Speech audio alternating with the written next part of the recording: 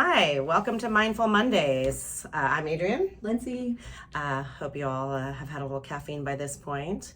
Today we're going to talk about logos versus branding. And what do you think, Lindsay? Logos versus branding. Well, big difference, right? A logo is something you see regularly.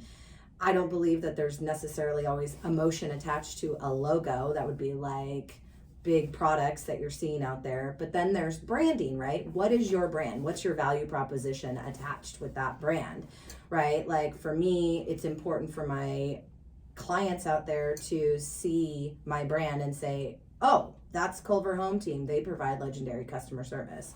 Absolutely. And they see like my cups or my jacket or my cool hat from Adrienne from eWorks, which is awesome. We have our fun little solo cups, and it's sort of just recognition. What is it that, when I see that thing that draws absolute attention, what is that thing that when I, see it, it makes me evoke an emotion, like, the Target, the bullseye. Bullseye, anywhere you are, you know what that is. Right. Well, and I always think when I see Target, right, immediately I think, okay, great pricing, right? Great customer service, accessible, clean. I mean, those are all things. And I believe, if I'm not mistaken, the CEO at the time did a huge revamp. Like, I don't know, do you remember growing up? Target wasn't a thing. It was like Kmart. Yeah. And then they did like a whole like 180 kind of thing and were like, we need to rebrand. And they came out with like it clean and just cool and chic and like. Well, and frankly, it's catchy. I mean, they have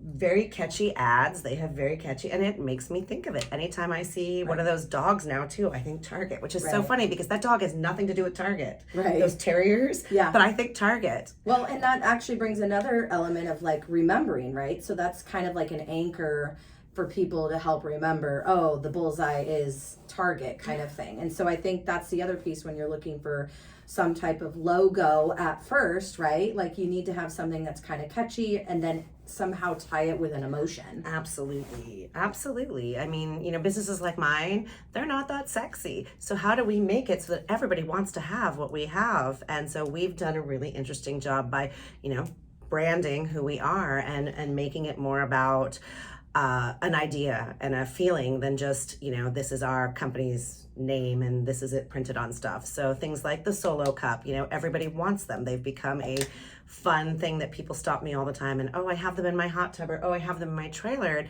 for me, as somebody who, goes to a lot of things, this stuff is tchotchkes sometimes. And so what is your tchotchke that's so awesome that someone wants to hold on to it? And to me, when it's in your trailer somewhere you love, well, you love me too then. I don't have one of those. I want one of those too. Well, here you go. That one is yours. Okay, thanks. That would be great. I love it. And it's not flimsy, by the way. It's not like the traditional sodas. It's like thick, just so you know, out there. Because like, you're like, oh, Solo. But no, these are cool. And then you think about ping pong and like absolutely all the games that you used to do maybe in college. I or maybe thought about that maybe you're still doing the college games. I don't know.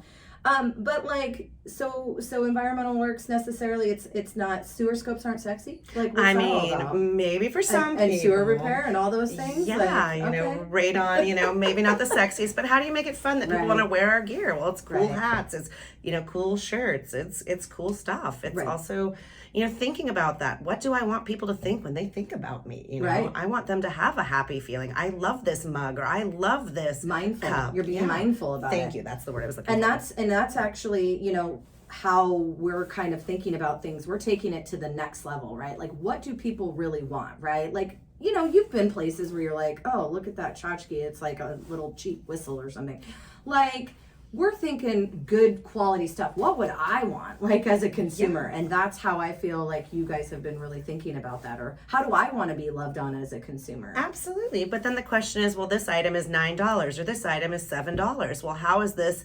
Am I able to do that? And it's thinking about also who you're pouring that love on. It's also, you giving your stuff to anybody doesn't mean they're going to hold on to it. So who loves you enough, or who wants to be part of your brand and build your business? Because your biggest cheerleader is another business. Right. And that's a valid point. So that mindfulness of like, who am I spending my time with?